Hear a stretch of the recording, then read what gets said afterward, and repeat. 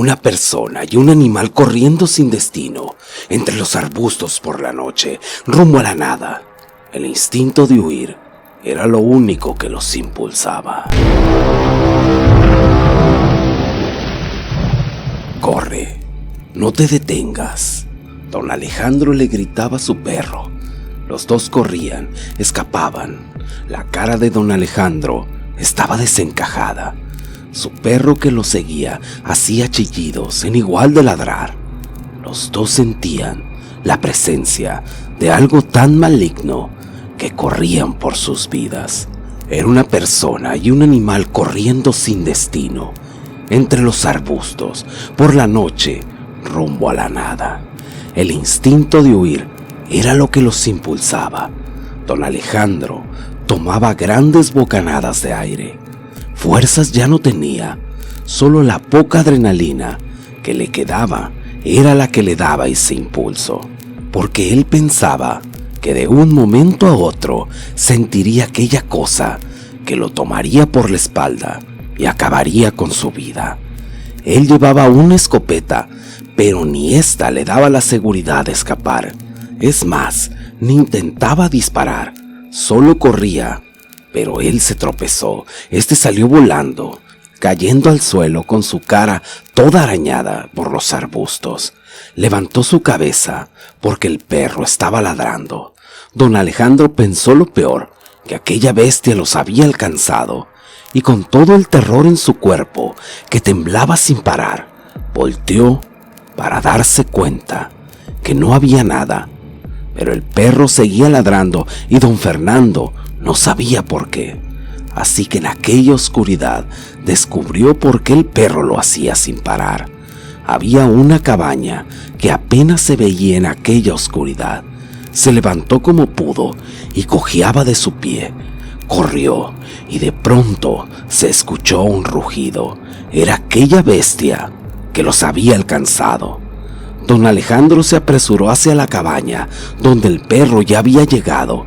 Era desesperante, pues la puerta de aquella cabaña se le hacía eterno llegar a ella, antes de que las garras de aquel animal lo alcanzara, y sin voltear abrió la puerta, entró su perro y la cerró, quedando sentado de espaldas a la puerta. Todo quedó en silencio, pero un grito se escuchó afuera: «¡Alejandro! ¡Alejandro!». Pero ¿cómo un hombre llegó a esta situación? Tendríamos que retroceder atrás. Cuando don Alejandro salía de su casa, recién jubilado, con la ilusión de revivir los días de casa, cuando aún el trabajo se lo permitía. Ahora jubilado, a los 50 años, él se sentía con la fuerza aún para hacerlo, así que planeó un viaje de casa. Su amigo Luis lo acompañaría, pero le canceló a última hora. Pero cuando alguien ama algo, nada lo detiene. Así que preparó todo y subió su perro a la camioneta. Así emprendió el viaje que duró 4 horas para llegar a su destino. Al llegar al rancho de donde partiría, había un terreno donde dejaría la camioneta, donde un anciano cuidaba los autos y camionetas mientras ellos subían a los cerros a cazar. Mientras se preparaba don Alejandro, le preguntaba al anciano que si qué parte del cerro era mejor para cazar. El anciano le contestó: «Todo el cerro es bueno para la caza, depende qué tan bueno sea para ello.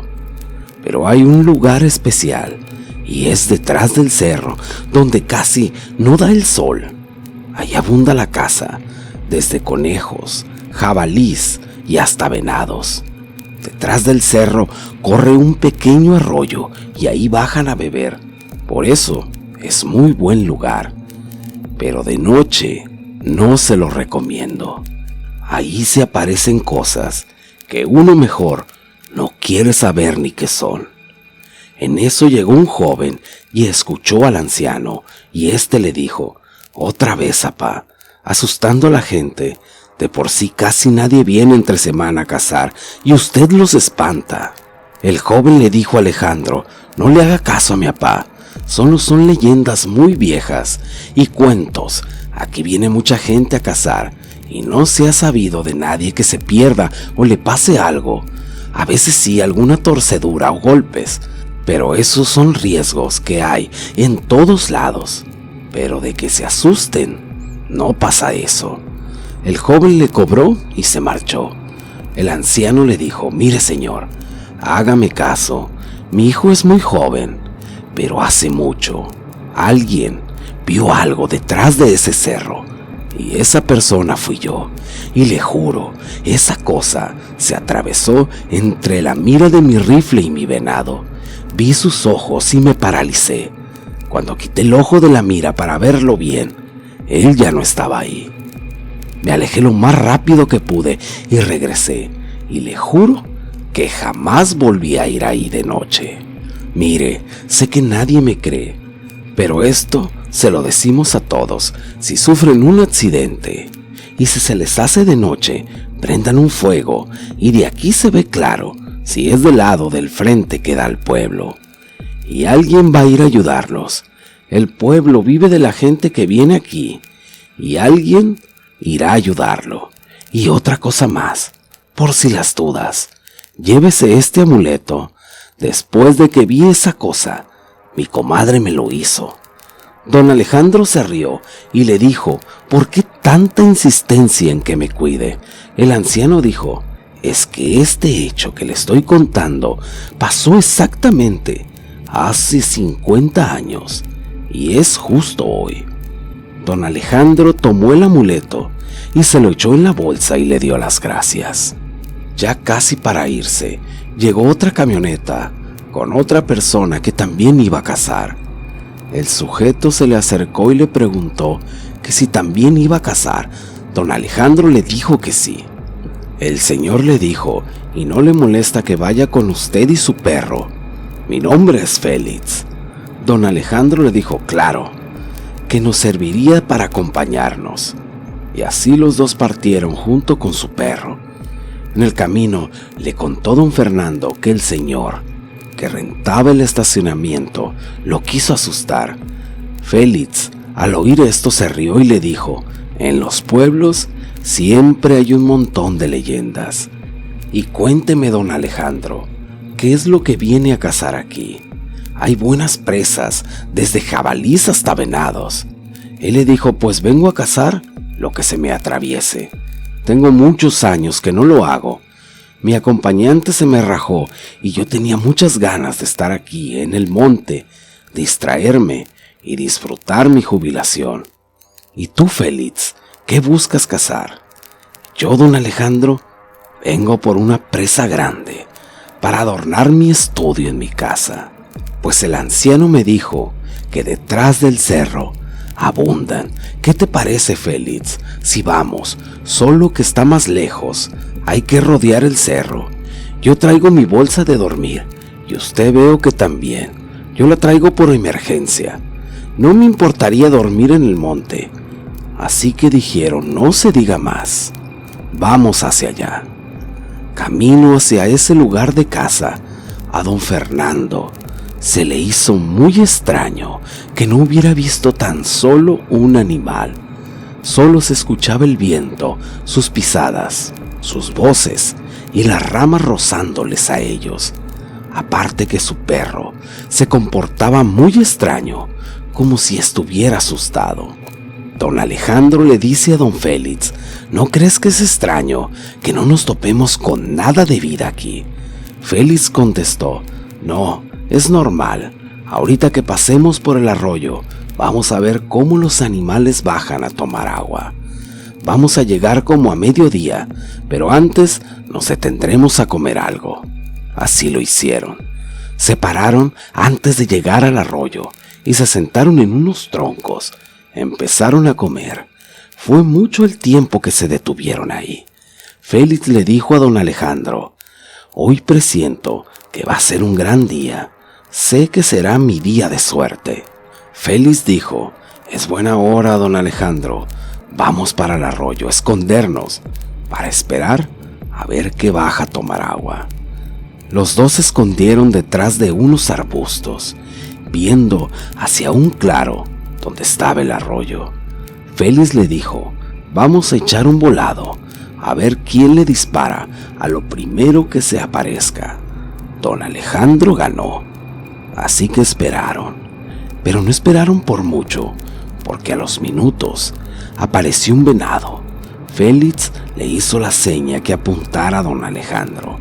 Este se preparó y dio justo en el blanco. Félix lo felicitó y le dijo: qué buena puntería tienes. El venado que cazaron no era de gran tamaño. Félix le dijo a don Alejandro: ahora me toca a mí. Recogieron el venado cerca del arroyo y de nuevo a don Alejandro se le hizo raro que su perro estuviera muy quieto y pensó que tal vez estaba enfermo, pero sin preocuparse tanto. Félix esperó y a la media hora apareció un jabalí. Disparó, pero este falló y él dijo: maldita sea, ni modo, a esperar. Más tarde aparecieron 2 venados. Félix dijo: esta vez no voy a fallar, pero de nuevo falló. Se hacía tarde, así que Félix le dijo a don Alejandro: ¿sabe qué? Yo no me voy de aquí sin cazar nada. Ya es tarde. ¿Qué tal si nos quedamos aquí a dormir y mañana veo si tengo más suerte? Alejandro le contestó que sí. Agarraron el venado que habían cazado, lo colgaron de un árbol, un poco más retirado de donde acamparían, por si algún animal se acercaba a él, con la intención de comérselo. Prendieron una fogata y los 2 sacaron comida. Félix le dijo: guarda la tuya. Traigo una machaca con tortillas de harina. Quiero invitarte para agradecerte por hacerme compañía. Es mucha, así que también dale a tu perro. También extrañamente, el perro no quiso comer. Don Fernando dijo: este perro anda muy raro. Creo que ya se me enfermó. Terminaron de cenar y don Alejandro le dijo: no aguanto el sueño. Creo que me cansé demasiado. Su perro se acostó a su lado y quedó profundamente dormido. Pero aquí las cosas se pusieron feas. Al despertar, don Alejandro se dio cuenta que estaba atado de manos y pies. En el medio de la madrugada, sin tener una explicación, gritó: Félix, ¿qué está pasando? ¿Dónde estás? Al principio pensó que los habían capturado a él y a Félix, pero en eso apareció Félix y le dijo: ya te despertaste, Alejandro. Iba a traer agua para despertarte, pero ya vi que no fue necesario. ¿Qué está pasando, Félix? Él le respondió: muchas cosas. Hoy será el día que obtenga uno de los mejores trofeos de caza y tú me vas a ayudar. Pero como sabía que no te ibas a ofrecer, tuve que hacer unas cosas, como fallar al dispararle a los venados y al jabalí, para que te quedaras otro día aquí y dormirte con la comida que te di para ofrecerte como carnada. Ah, y mira, tu perro también está despierto, pero tienes razón, él actúa muy raro, debe de estar enfermo. Muchos perros defienden a sus amos y este no lo hizo. Bueno, ahora los dejo aquí. Yo me voy a esconder para cuando vengan por ti. Yo lo cazaré de lejos y muchas gracias, Alejandro. Me serviste de mucha ayuda. Eres un hijo de la chingada, maldito. Te juro que si tengo la suerte de volverte a ver, te mato.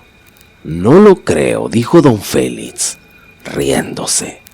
Cuando se alejaba, don Alejandro le preguntó: ¿y quién vendrá por mí? Y él le contestó: el nahual, Alejandro, el nahual. Pero lo que Félix no sabía es que don Alejandro era de sangre fría y mientras platicó con él, ya estaba planeando cómo escapar. Él se arrastró como pudo y con las piedras filosas del arroyo logró romper la soga, no sin antes cortarse las manos. Para cuando Félix llegó a un lugar alto para apuntar donde estaba Alejandro, él se había ido y hasta había tenido el tiempo de recoger su rifle. Félix, enfurecido, diciendo: «Mendigo viejo, ¿cómo logró escapar?». Él pensó que de seguro el perro le había ayudado, así que salió a buscarlo para matarlo él primero, antes que a él. Don Alejandro corría desesperado. En ese momento no pensó en ir a buscarlo, solo pensaba escapar para terminar con todo esto. Se detuvo un poco y de pronto su perro salió volando y cayó a unos metros de él chillando, pero se puso de pie. Don Alejandro volteó muy despacio y en aquella oscuridad miró la figura en las sombras, donde también estaban dos ojos brillando. Tras cruzarse con su mirada y tras un gruñido aterrador. Y es así como don Alejandro se encontraba encerrado en aquella cabaña, en medio de la nada, y afuera de la cabaña, lo que parecía ser un nahual. En ese momento fue cuando recordó las palabras del anciano y buscó en su bolsillo aquel amuleto. Pensó: si esa cosa es un nahual, debe de ser muy fuerte y rápido. ¿Por qué no me alcanzó y me destrozó? Tal vez el amuleto me protegió, pero mejor no quiero adivinarlo, dijo don Alejandro. Fue cuando escuchó la voz de Félix gritar su nombre. Sé que estás adentro, dejaste rastros por todos lados, pero el nahual te siguió hasta aquí. Ábreme, los dos lo cazaremos. ¿Qué te parece? Olvida lo que te hice y te perdono la vida. Vamos, ábreme por favor. Y si no lo haces, contaré hasta 10, y si no sales, te quemaré dentro de la casa, así que tú eliges. Así Félix contó hasta 10 y Alejandro no salió, así que encendió unas ramas, las cuales las lanzó por toda la casa. Alejandro no tuvo otro remedio que salir junto con su perro, así que le dijo: «Aquí estoy, Félix, y no me vengas con el cuento de ser amigos». Félix se reía mientras le apuntaba. Él le dijo: «Si eres tan valiente, pelea conmigo puño a puño y veremos quién es más hombre». Él le dijo: «Como quieras, viejo». Así los dos se agarraron a golpes. Los dos recibían golpes. Era una pelea muy pareja, pero Alejandro le sacó ventaja muy rápido y derribó a Félix. Al verse derrotado, agarró un puño de tierra y se lo echó en la cara, dejando sin ver por unos segundos a Alejandro. Félix lo tomó de la cabeza y le dio un rodillazo que casi lo dejó noqueado. Agarró su rifle Félix y estaba a punto de matarlo cuando el perro de Alejandro le mordió el brazo. Este se había vuelto más agresivo, así, de la nada. Alejandro aprovechó para tomar su arma y de rodillas, y ladrándole el perro con mucha agresividad, Félix le dijo: «Lo acepto. Perdí y ahora mátame». No terminaba de decir cuando vio una sombra enorme que venía detrás de él, que se veía por la luz del fuego de la casa. Félix empezó a temblar. Alejandro se quedó inmóvil mientras aquella bestia nahual tomó la cabeza de Félix. Félix le gritó a Alejandro: «Dispárale, mátalo, hazlo rápido». Pero Alejandro no podía mover un solo dedo, mientras su perro se echó de nuevo al suelo asustado.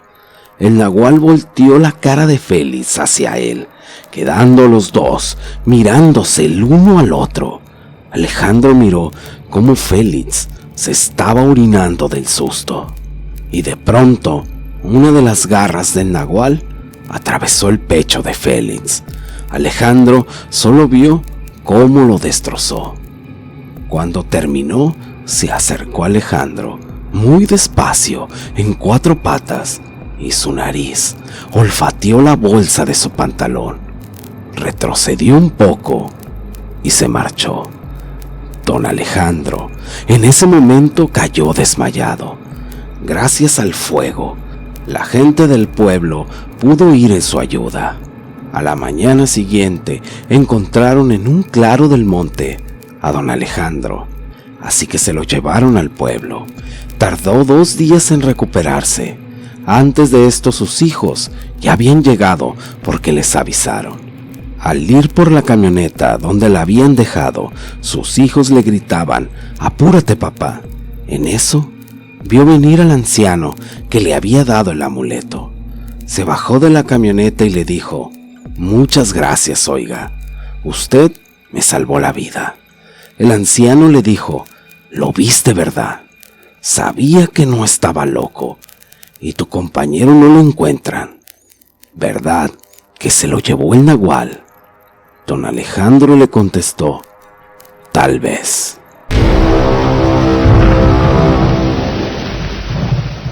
Hoy relataré la historia que nos contó Janitzio. A él se la contaron sus abuelos y en sus tiempos causó mucho temor en el pueblo de Mocorito, Sinaloa. Janitzio es un joven habitante actualmente del pueblo de Mocorito. Él creció junto a su hermana Ángela y su hermano Miguel, los cuales fueron criados por sus abuelos Bartolo y sus padres. El pueblo de Mocorito en la actualidad es denominado como Pueblo Mágico. Este se encuentra situado a 1 hora y media de la ciudad capital. En él predominan sus calles empedradas y sus callejones adoquinados. En el centro un elegante kiosco y frente a él su esplendorosa parroquia de la Concepción, hecha de adobes y canteras rústicas y ladrillos. Es aquí donde comienza la historia.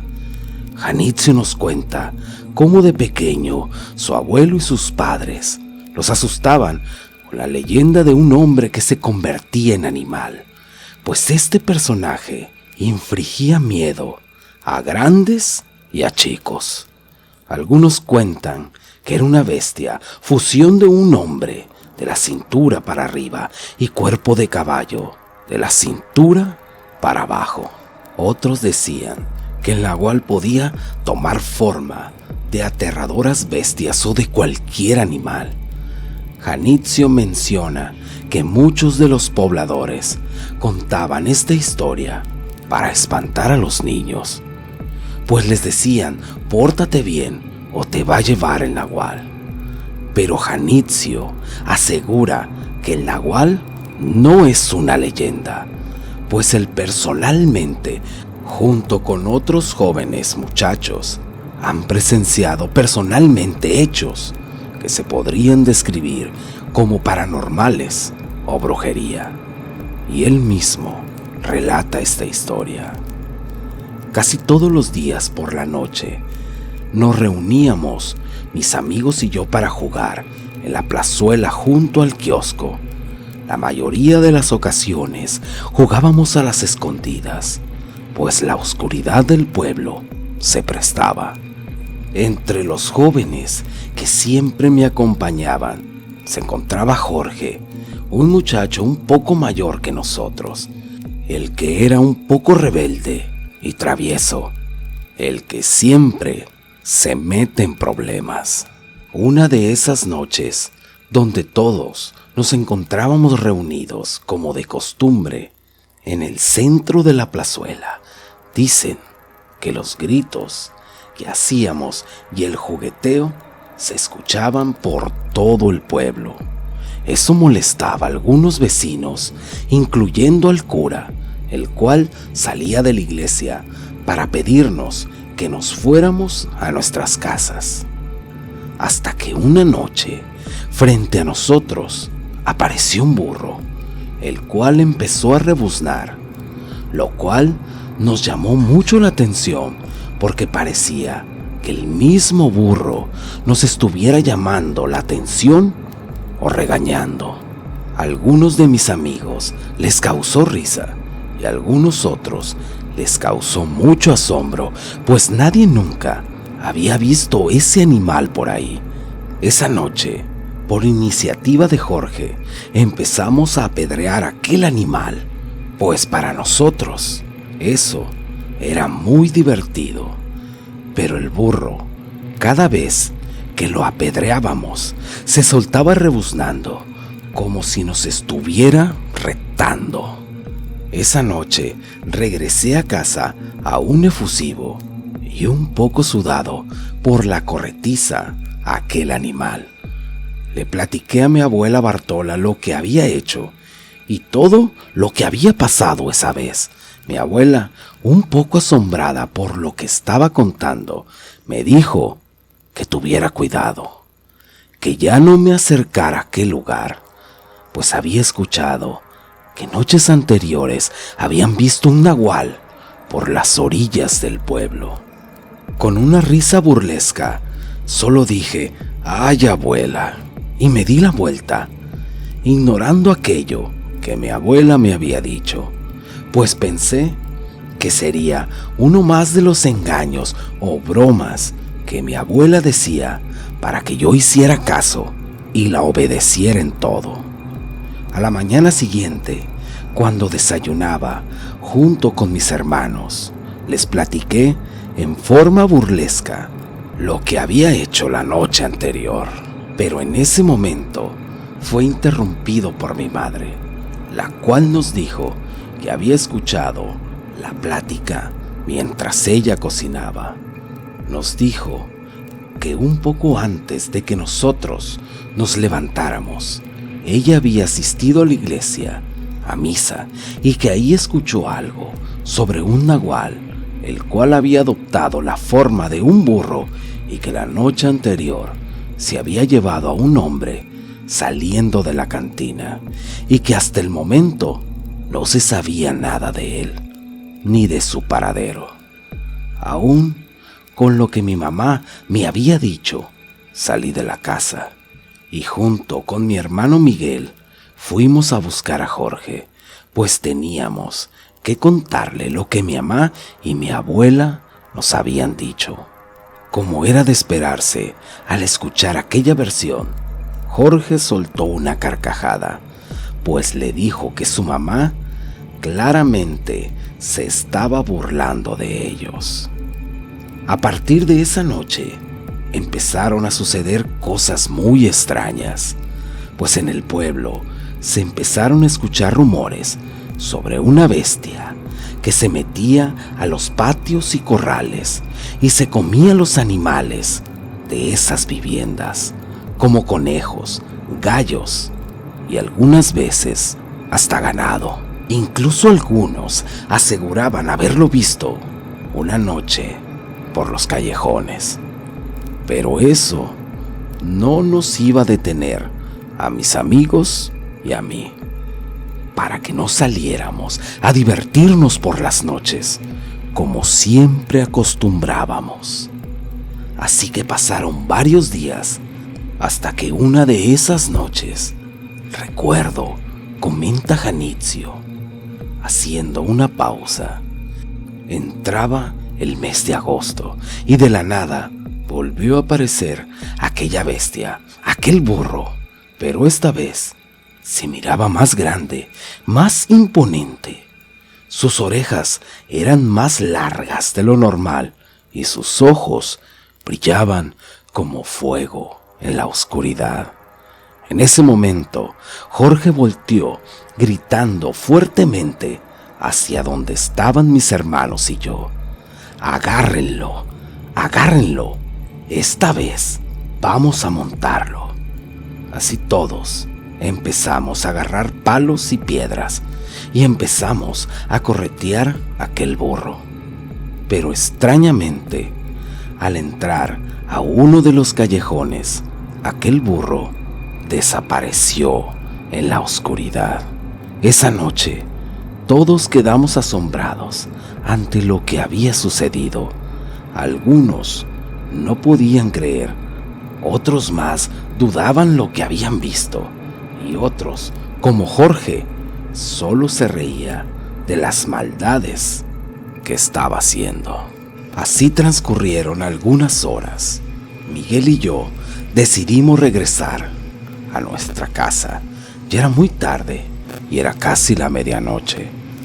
Nos despedimos de todos aquellos jóvenes que estaban ahí y agarramos camino a la casa, la cual no quedaba lejos, pero para llegar ahí teníamos que pasar por aquel callejón donde aquella bestia habría desaparecido. Miguel y yo, sin dudarlo, nos adentramos por el callejón. Lo único que nos alumbraba era la luz de la luna, y al final del callejón ya se veían las lámparas de la calle de mi casa. Creo que íbamos más o menos a la mitad del camino cuando escuché un ruido muy extraño detrás de nosotros, como el sonar de los cascos de los caballos cuando caminan en las piedras. En ese momento, Miguel y yo volteamos al mismo tiempo hacia atrás. Era aquel burro corriendo hacia nosotros. Yo solo alcancé a mirar aquellos ojos brillantes y cómo aquel animal resoplaba por la nariz. El miedo y la adrenalina que corría por nuestras venas hizo o sentí que corrí más rápido, y Miguel detrás de mí con unos gritos muy grandes de susto. Al salir del callejón ya estaba más iluminado. Por instinto volteé hacia atrás y ya no miré nada. Miguel, de igual manera, muy agitado, comentó: ¿qué fue lo que pasó? ¿Tú también lo viste? ¿Tú también lo escuchaste? Así llegamos a la casa, muy alterados por lo que había sucedido. Rápidamente nos metimos al cuarto, Miguel y yo, y platicamos en voz baja. Ya pasaba de la medianoche. Recuerdo que se escuchó un graznido muy fuerte, como si aquel burro nos estuviera llamando. Era algo escalofriante, tanto así que yo creo lo escuchó todo el pueblo. Sonó tan tétrico y muy fuerte que no solo la piel se me erizó, el cuerpo entero me estaba temblando, al igual que mi hermano Miguel. Después de aquel graznido, se empezaron a escuchar los lamentos de los perros. Al asomarme por una pequeña ventana del cuarto que daba hacia la calle, miré cómo los perros corrían despavoridos, como presintiendo algo. Al parecer, aquellos graznidos parecían venir de aquel lado de la plazuela, entre el callejón y la iglesia, pero no lograba ver aquella bestia. Yo sentí mucho miedo. Recuerdo perfectamente cómo se me ponía toda la piel china. En ese momento, Miguel y yo empezamos a rezar. Los graznidos de aquella bestia se hacían más fuertes y yo los escuchaba más cerca de la casa. Aquellos graznidos se hacían más fuertes y agudos, y junto con ellos crecía más mi miedo. No sé cuánto tiempo pasamos así, pero aquellos graznidos retumbaban en mi cabeza. Era como si aquel burro nos estuviera llamando. Por algunos momentos todo quedaba en calma y pensé que al fin lograría calmarme. Esa noche, Miguel y yo dormimos en el cuarto de mi hermana Ángela debido al miedo tan grande que teníamos. A la mañana siguiente les conté a mis papás lo que había ocurrido, pero ellos solo dijeron: y se lo tienen bien merecido por vagos, y que ellos sí habían escuchado a un burro toda la noche, pero que para ellos esto era algo normal. Ese mismo día, ya por la tarde-noche, Jorge, Miguel y yo nos fuimos a la plazuela. Ahí les platicamos a todos lo que había sucedido, pero al igual que las otras veces, No nos creyeron. En ese momento, como si lo hubiéramos llamado, apareció aquella bestia de la nada. Jorge y algunos de los muchachos empezaron a corretearlo al mismo tiempo que gritaban groserías y maldiciones, diciendo: esta vez no escaparás. Mi hermano Miguel y yo solo mirábamos cómo aquellos jóvenes maltrataban al animal, pero esta vez nosotros no hicimos nada. Mirábamos cómo encerraban aquel burro en el parque, el cual era muy pequeño, con una sola entrada y una salida. Ahí aprovecharon para amarrarlo y a manera de juego empezaron a montarlo. Como siempre, Jorge fue el primero en montarlo. Aquel animal solo se sacudía y rebuznaba. Y así empezaron a montarlo uno tras otro. Pero algo extraño pasaba, pues yo me di cuenta que conforme aquellos muchachos habían montado al burro, aquel animal se hacía más grande, iba creciendo a lo largo. Las caras de sustos de aquellos muchachos me causaba una sensación entre risa y miedo, pero al parecer no se podían bajar. Parecía que estaban pegados al lomo de aquel animal, el cual parecía que se los quería llevar. Miguel, mi hermano, al ver lo que estaba ocurriendo, agarró un pedazo de leña y lo encendió, dándole con él al burro entre la cola. Ese fue el momento más escalofriante para mí y aquellos muchachos, pues aquella bestia se empezó a sacudir con tal fuerza que arrojó a varios metros a los que lo montaban. Aquí Janitzio y hace una pausa. Dice: no puedo describir lo que miré, o si fue mi mente por el miedo que tenía, pero el burro se paró en sus dos patas traseras y sacudiéndose lanzó a todos ellos. Empezó a tomar una forma extraña, mitad hombre de la cintura para arriba y mitad burro de la cintura para abajo. Esa noche todos corrimos despavoridos a nuestras casas. Cada uno de los jóvenes que estuvieron presentes en aquel hecho, aquella noche, nunca volvimos a poner un pie de noche ahí. Así, esta historia del burro nahual es contada por todos nosotros hasta la fecha. Todos decimos y pensamos que aquel nahual de Mocorito es real.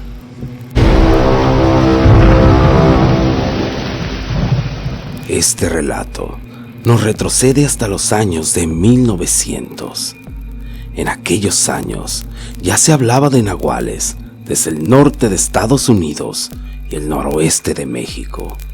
Y en una ciudad del noroeste de México vivía una familia que tenía demasiado dinero, pues buena parte de las tierras de esa ciudad les pertenecía.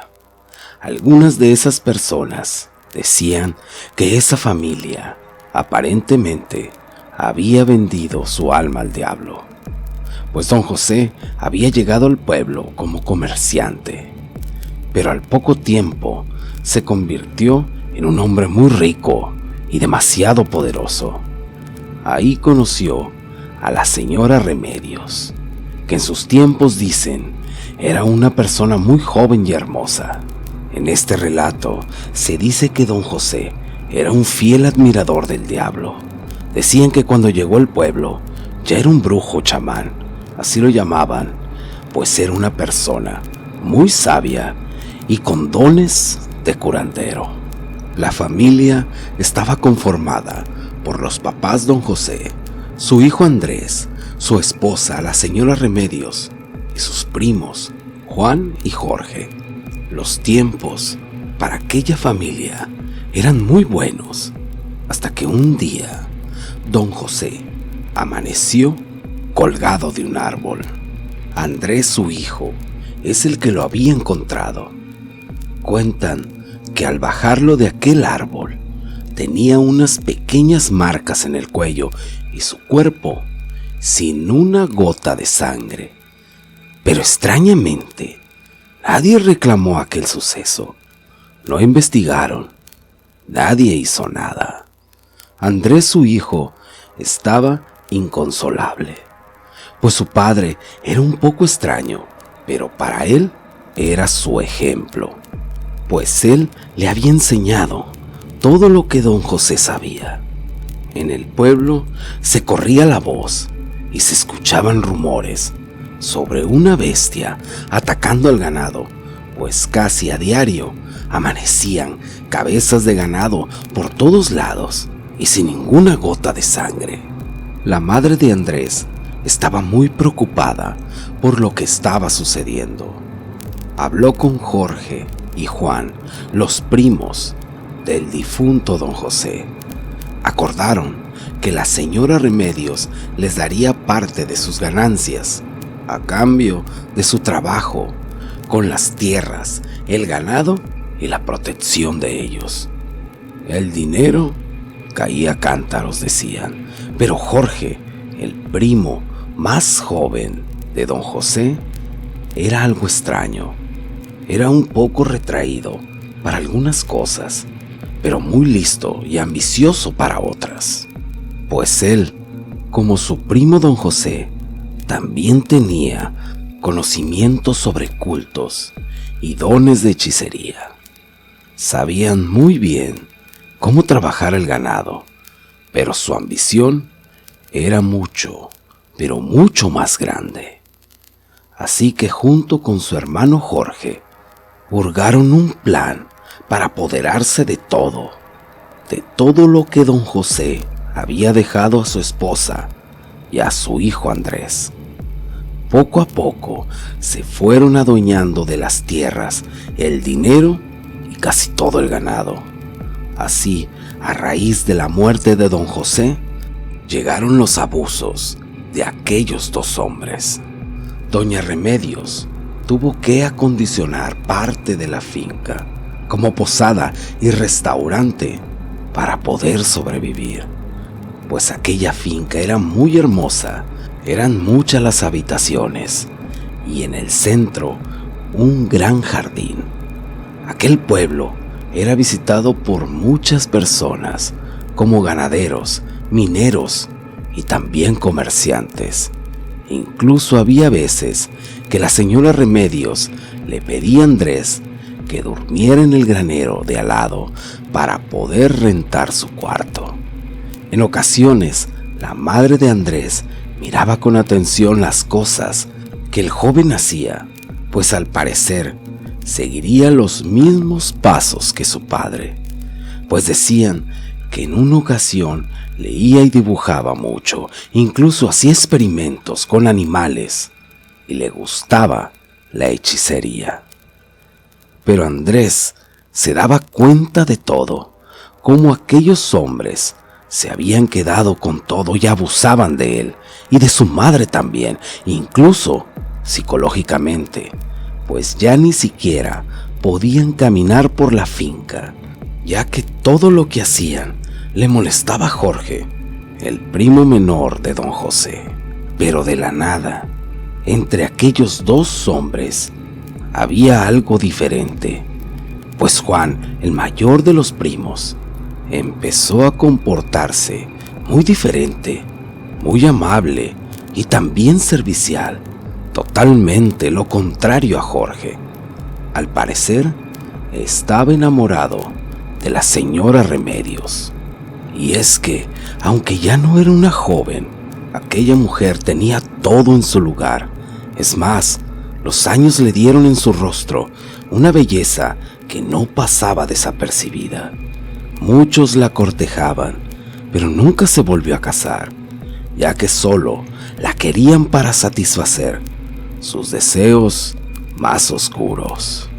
En el pueblo no paraban las muertes de ganado, e incluso se rumoraba que una de esas noches un joven había desaparecido.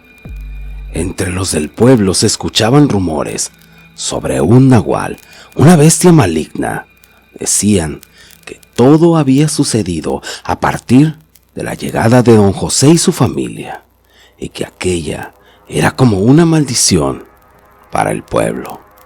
Andrés, por su parte, seguía estudiando y llenándose de ideas, todo en su mente, pues él no iba a permitir que aquellos hombres se burlaran de él y de su madre. Andrés poco a poco se empezó a ganar la confianza de Jorge. Todas las mañanas lo acompañaba a las tierras y después a darle de comer al ganado. Para ser más exactos, lo acompañaba a todas partes, hasta llegar el anochecer. Pero Andrés no era nada tonto, pues ya que se despedía de Jorge, regresaba y ahora lo espiaba. Ahí miraba todo lo que aquel hombre hacía por las noches, hasta que en una ocasión encontró en su habitación a los dos hermanos discutiendo. Al parecer, Jorge le reclamaba a Juan aquella relación con la señora Remedios, pues parecía que estaba celoso de su propio hermano. Pero con el paso de los días, Jorge descubrió que la señora Remedios y Juan se habían casado a escondidas. Aquel hombre estaba furioso, pues no podía aceptar la relación de su hermano con esa mujer. Esa noche, extrañamente, murió un caballo de su establo. Comentaban los trabajadores que 2 colmillos marcados tenía la bestia y sin una gota de sangre. Por las tardes, al oscurecer, los trabajadores tenían miedo. Decían que en el mismo aire se sentían las risas del diablo que andaba rondando por ahí y que sabía que una desgracia se iba a venir. Los días siguientes, Andrés volvió a seguir la rutina diaria con Jorge, recorriendo los terrenos, arriando el ganado y volviendo a casa por las tardes. Andrés nuevamente aprovechaba para espiar a Jorge, pero extrañamente, esa ocasión también se encontraba Juan, el esposo de su madre. Allí escuchaba lo mismo que en otras ocasiones, reclamos hacia Juan por su relación, pero también escuchó algo que lo dejó sin aliento. Escuchó claramente cómo Jorge le reclamaba a Juan que no podía defraudarlo o romper la promesa y la confianza que habían hecho cuando eran pequeños. Esa noche, Andrés regresó al granero un poco asustado y en la mente traía aquellas palabras que había escuchado, de pronto recordando la muerte de su padre. Pero Andrés miraba a su madre. Ella estaba feliz. Por fin había encontrado la felicidad en un hombre. Pero eso no duraría mucho, pues el hermano de Juan todas las noches los espiaba. Él estaba lleno de celos, incluso los miraba cuando tenían relaciones, lo cual lo llenaba de ira y rabia. Aquel hombre parecía estar perturbado, pues su comportamiento era muy extraño, pues cuando Juan se ausentaba, él seguía Remedios a todas partes, la acosaba, e incluso le tocaba partes de su cuerpo. Pero por alguna razón Remedios no le contaba nada a Juan, pues ella tenía mucho miedo. Temía que la dejara, que la abandonara por acosar a su hermano. Aunado a eso, la madre de Juan y Jorge lo defendería. Pensaba Remedios, pues ella tampoco aceptaba esa relación, ya que solo le importaban las tierras y el dinero. Con el paso del tiempo, Andrés aprendió y perfeccionó algunos rituales, conjuros, hechizos y sacrificios al demonio.